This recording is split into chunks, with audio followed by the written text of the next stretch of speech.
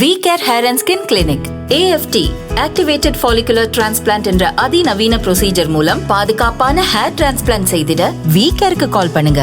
வணக்கம், இது ஐபிசி தமிழின் இன்றைய முக்கிய செய்திகள். முதலில் தலைப்புச் செய்திகள். முடித்தால் கொண்டு வந்து காட்டுங்கள், அனுரா அரசுக்கு பகிரங்க சவால் விடுத்த நாமல். சர்வதேச நாணய நிதியத்துடனான உடன்படிக்கையை மீற முடியாது, அனுரா அரசு பதிலடி. தமிழ் தேசிய கட்சிகளுக்கு கஜேந்திரகுமார் அழைப்பு. ஜேவிபி தமிழ் மக்களுக்கு வழங்கியுள்ள உறுதி. மீண்டும் சர்ச்சையில் சிக்கிய அர்ச்சுனா எம்பி, சிஐடியில் மற்றும் ஒரு முறைப்பாடு. அர்ச்சுனா எம்பிக்கு எதிராக கடும் நடவடிக்கைக்கு தயாராகும் அனுரா அரசு. குட்டி தேர்தலுக்கு தயாராகும் அனுரா அரசாங்கம். மாவீரர்களை வைத்து அரசியல் செய்ய வேண்டாம், சாணக்கியன் எம்பி கோரிக்கை. தொடர்பான விரிவான செய்திகள். ராஜபக்சர்கள் உகண்டாவில் பதுக்கி வைத்திருப்பதாக குறிப்பிடும் நிதியை நாட்டுக்கு கொண்டு வந்து அரசுடைமையாக்குங்கள், முறையான விசாரணைக்கு முழுமையான ஒத்துழைப்பு வழங்குவேன் என ஸ்ரீலங்கா பொதுஜன பெரமுனவின் தேசிய அமைப்பாளர் நாம ராஜபக்ச தெரிவித்துள்ளார். அரசியல் களத்தில் தேர்தல் வெற்றிக்காக எவர் வேண்டுமானாலும் எதனையும் குறிப்பிடலாம் என்ற நிலைமை காணப்படுகின்றது. வரையறையற்ற வகையில் சேறு பூசல்கள் இடம்பெறுகின்றன. தேர்தல் முடிவடைந்த பின்னர் முன்வைத்த குற்றச்சாட்டுக்களை அனைவரும் மறந்துவிடுகின்றனர். கடந்த காலங்களில் ராஜபக்சர்களிடம் 18 லம்போகினி வாகனங்கள் இருப்பதாகவும் உகண்டா நாட்டில் நிதியை பதுக்கி வைத்திருப்பதாக பல குற்றச்சாட்டுகள் முன்வைக்கப்பட்டன. ராஜபக்சர்கள் மீதான போலியான குற்றச்சாட்டுகளை தேசிய மக்கள் சக்தியின் வெற்றிக்கு பிரதான காரணியாகும். ஜனாதிபதி தேர்தல் காலத்தில் பிரச்சார மேடைகளில் ராஜபக்சர்கள் மீது முன்வைக்கப்பட்ட குற்றச்சாட்டுகளை ஆதாரபூர்வமாக நிரூபிக்குமாறு ஜனாதிபதியிடம் பலமுறை வலியுறுத்தியுள்ளேன். உகண்டாவில் பதுக்கி வைத்திருப்பதாக குறிப்பிடும் நிதியை நாட்டுக்கு கொண்டு வந்து அரசுடைமையாக்குங்கள், முறையான விசாரணைக்கு முழுமையான ஒத்துழைப்பு வழங்குவேன். இதேவேளை ஜனாதிபதி தேர்தல் காலத்திலும் ராஜபக்சர்கள் உகண்டாவில் நிதியை பதுக்கி வைத்திருப்பதாக குறிப்பிட்ட தேசிய மக்கள் சக்தியின் நாடாளுமன்ற உறுப்பினர் பின்னர் அந்த குற்றச்சாட்டுகள் பொய் என்று குறிப்பிட்டனர். குறுகிய அரசியல் வெற்றிக்காக முன்னாள் ஜனாதிபதி மஹிந்த ராஜபக்ச உட்பட ராஜபக்சர்கள் மீது பல போலியான குற்றச்சாட்டுகள் முன்வைக்கப்பட்டன. இவ்வாறான குற்றச்சாட்டுகளினால் மஹிந்த ராஜபக்ச நாட்டுக்கு ஆற்றிய சேவை மறக்கடிக்கப்பட்டு அவப்பெயர் மாத்திரமே மிகுதியானது. மீதான பொய்யான குற்றச்சாட்டுகள் தற்போதைய ஆட்சி மாற்றத்துக்கு ஒரு காரணம். அரசியல் களத்தில் தேர்தல் வெற்றிக்காக முன்வைக்கப்படும் போலியான குற்றச்சாட்டுக்கு சட்ட நடவடிக்கைகளை முன்னெடுக்கும் வகையில் பலமான சட்டம் இயற்றலுக்கு தனிநபர் பிரேரணை ஒன்றை எதிர்பார்த்துள்ளேன் என கூறியுள்ளார். சர்வதேச நாணய நிதியத்துடனான உடன்படிக்கையை மீற முடியாது என பெருந்தோட்ட மற்றும் சமூக உட்கட்டமைப்பு அமைச்சர் சமந்த வித்யராட்ன தெரிவித்துள்ளார். சர்வதேச நாணய நிதியத்துடன் செய்து கொள்ளப்பட்ட உடன்படிக்கையை முறித்துக் கொள்ள முடியாது. சர்வதேச நாணய நிதியத்திடமிருந்து நாட்டுக்கு கிடைக்கக்கூடிய விடயங்களை பெற்றுக்கொள்ள நடவடிக்கை எடுக்கப்படும் என அவர் குறிப்பிட்டுள்ளார். எனினும் ஏற்கனவே செய்யப்பட்டுள்ள உடன்படிக்கைகளில் சில திருத்தங்களை செய்து கொள்வது குறித்து பேச்சுவார்த்தை நடத்தப்பட்டு வருவதாக தெரிவித்துள்ளார். சர்வதேச நாணய நிதியத்திடமிருந்து அடுத்த கட்ட கடன் தொகையை பெற்றுக் கொள்வதற்கான முனைப்புகளில் தீவிரம் காட்டப்பட்டு வருவதாக சமந்த வித்யாரட்ன தெரிவித்துள்ளார்.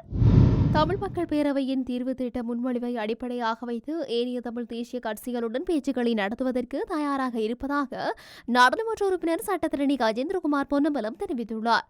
நாடாளுமன்ற தேர்தல் நிறைவடைந்துள்ளது. இந்த தேர்தலின் முடிவுகளை நாம் பார்க்கின்ற போது தேசிய மக்கள் சக்தி 3/2 பெரும்பான்மையை பெற்றுக் கொண்டுள்ளது. இவ்வாறான நிலையில் அவர்கள் அடுத்து வரும் காலப்பகுதியில் புதிய அமைப்பை உருவாக்குவதற்கான செயல்பாடுகளை ஆரம்பிப்பார்கள் என்று எதிர்பார்க்கின்றோம். இந்த தருணத்தில் அவர்கள் ஏலனவே மைத்திரி ரணில் கூட்டாட்சி அரசியல் முன்னெடுக்கப்பட்ட ஒற்றையாட்சியை மையப்படுத்திய புதிய அரசமைப்புக்கான இடைக்கால அறிக்கையிலிருந்து ஆரம்பமாக உள்ளதாக அறிவித்துள்ளனர்.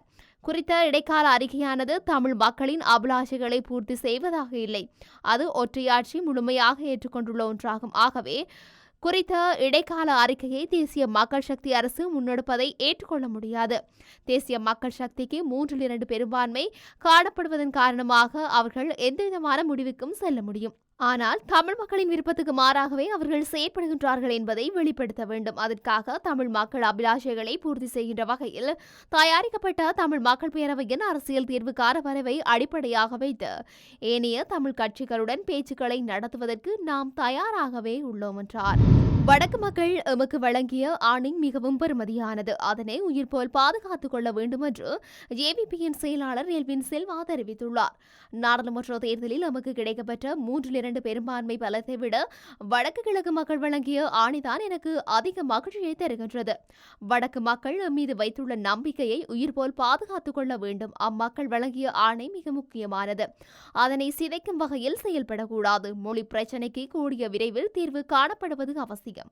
வடக்கில் உள்ள போலீஸ் நிலையங்களில் தமிழ் மொழியில் முறைப்பாடுகளை எழுத முடியாத சூழ்நிலை உள்ளது. பெயர் பலகைகளில் தமிழ் மொழியை பிழையாக உள்ளது. தெற்கிலும் முக்கியமான இடங்களில் தமிழ் மொழி பிரச்சினை உள்ளது. இவை தீர்க்கப்பட வேண்டும் என்றார். யாழ்ப்பாண மாவட்ட நாடாளுமன்ற உறுப்பினர் ராமநாதன் அர்ச்சுனாவுக்கு எதிராக குற்றப்புலனாய்வு திணைக்களத்தில் மற்றொரு முறைப்பாடு அளிக்கப்பட்டுள்ளது. சிவில் சமூக செயற்பாட்டாளர்கள் குழுவொன்றினால் இந்த முறைப்பாடு பதிவு செய்யப்பட்டுள்ளது. நேற்றைய தினம் குறித்த ஒரு தொலைக்காட்சியில் ஒளிபரப்பான அரசியல் நேர்காணல் நிகழ்ச்சியில் அவர் சர்ச்சைக்குரிய வகையில் கருத்துக்களை தெரிவித்ததாக குறிப்பிட்டு குறித்த முறைப்பாடு பதிவு செய்யப்பட்டுள்ளது. குறித்த சர்ச்சைக்குரிய கருத்துக்கள் தொடர்பில் நாடாளுமன்ற உறுப்பினர் ராமநாதன் அர்ச்சுனாவுக்கு எதிராக சட்ட நடவடிக்கை எடுக்க வேண்டும் என அவர்கள் கோரியுள்ளனர். யாழ்ப்பாண மாவட்ட நாடாளுமன்ற உறுப்பினர் ராமநாதன் அர்ச்சுனாவின் சமூக ஊடக கணக்குகள் ஆய்வு செய்யப்படும் என சபாநாயகர் கலாநிதி அசோக ரன்வல தெரிவித்துள்ளார். நாடாளுமன்ற உறுப்பினர் ராமநாதன் அர்ச்சுனாவுக்கு எதிராக சபாநாயகரினால் ஏதேனும் நடவடிக்கை எடுக்கப்படுமா என சபாநாயகரிடம் கேள்வி எழுப்பப்பட்டது. அதற்கு பதிலளித்த அவர், நாடாளுமன்றத்தில் சர்ச்சைக்குரிய சம்பவம் இடம்பெற்ற போது சபாநாயகர் ஒருவர் நியமிக்கப்பட்டிருக்கவில்லை. எனவே அது குறித்து கருத்து தெரிவிப்பதற்கு முடியாது. அதற்கமைய குறித்த சம்பவம் தொடர்பில் முறையான விசாரணைகளின் அடிப்படையில் அடுத்த கட்ட நடவடிக்கை மேற்கொள்ளப்படும். சக நாடாளுமன்ற உறுப்பினர்களுடன் இது தொடர்பில் கலந்துரையாடப்படும். அவர் கூறிய ஈழம் தொடர்பான கருத்து சத்திய பிரமாணத்துடன் முரண்படுவதாக உள்ளது. எவ்வாறாயினும் சத்திய பிரமாணம் செய்வதற்கு முன்னரே தாம் ஈழம் தொடர்பான கருத்துக்களை முன்வைத்ததாக ராமநாதன் அர்ச்சுனா கூறுகின்றார். அவரது நோக்கம் என்னவென்பது தெரியவில்லை. எனவே அவரது சமூக ஊடக கணக்குகள் ஆராயப்பட்டு அடுத்த கட்ட நடவடிக்கைகள் தொடர்பில் தீர்மானிக்கப்படும் என சபாநாயகர் கலாநிதி அசோக ரன்வல தெரிவித்துள்ளார். உள்ளூராட்சி மன்ற தேர்தலை அடுத்த வருட ஆரம்பத்தில் நடத்துவதற்கு திட்டமிட்டுள்ளதாக வெளிவிவகார அமைச்சர் விஜயதஹேர தெரிவித்துள்ளார். அங்கு உச்சநீதிமன்றம் வழங்கிய தீர்ப்பின்படி உள்ளூராட்சி மன்ற தேர்தலை விரைவில் நடத்த ஏற்பாடுகள் செய்யப்படும். அத்துடன் 2 வருடங்களுக்கு முன்னர் வழங்கப்பட்ட உள்ளூராட்சி மன்ற தேர்தல் தொடர்பான வேட்புமனுக்களில் சில வேட்பாளர்கள் உயிரிழந்துள்ளதாகவும் சிலர் நாட்டை விட்டு வெளியேறியுள்ளதாகவும் அமைச்சர் தெரிவித்துள்ளார். இதன்படி புதிய வேட்புமனுக்களை அளிப்பதா இல்லையா என்பதை ஏனைய கட்சிகளுடன் கலந்துரையாடி தீர்மானிப்பதாக அமைச்சர் தெரிவித்துள்ளார். உள்ளூராட்சி மன்ற தேர்தல் அடுத்த வருட ஆரம்பத்தில் நடைபெறும் எனவும் திகதிகள் தொடர்பில் இறுதி தீர்மானம் எடுக்கப்படவில்லை என்றார். ஒரு சில அரசியல்வாதிகள் மாவீரர் துயிலும் இல்லங்களை தாங்கள் தான் துப்புரவு செய்து கொண்டிருப்பதாக காண்பிப்பதற்காக அங்கு போய் படங்களை பிடித்து வெளியிட்டு வருகின்றார்கள். மாவீரர்களை அஞ்சலி செலுத்துவதற்கு மக்கள் தாங்களாகவே செய்வார்கள். இவ்வாறான அரசியல் நோக்கம் கொண்டு செயல்படுவது எமது நோக்கமல்ல என நாடாளுமன்ற உறுப்பினர் ரா சாணக்கியன் தெரிவித்துள்ளார். இது மாவீரர்களுக்கு உரிய அஞ்சலி செலுத்துகின்ற மாதமாகும். எங்களுடைய மக்கள் ஒன்றிணைந்து மாவீரர் துயிலும் இல்லங்களை துப்புரவு செய்து வருகின்றார்கள்.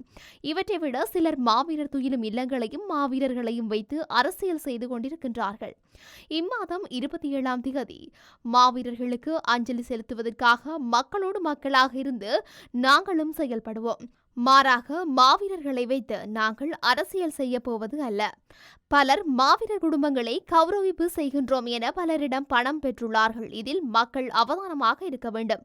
அரசியல்வாதிகளாக உள்ள நாங்கள் செய்ய வேண்டிய பணி அஞ்சலி நிகழ்வுகளை செய்யும் போது மக்களுக்கு அச்சுறுத்தல்கள் வருமாறு இருந்தால் நாங்கள் அதை பற்றி தட்டி கேட்க வேண்டும்.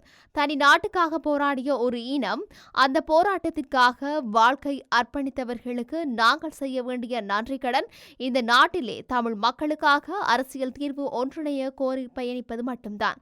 அதனை நாங்கள் தமிழரசு கட்சியாக முன்னெடுப்போம் என்றார். இத்துடன் இன்றைய முக்கிய செய்திகள் நிறைவடைகின்றன. தொடர்ந்தும் செய்திகளை அறிந்து கொள்ள IBC தமிழ் நியூஸ் என்ற எமது யூடியூப் பக்கத்தினூடாக இணைந்திருங்கள். நன்றி.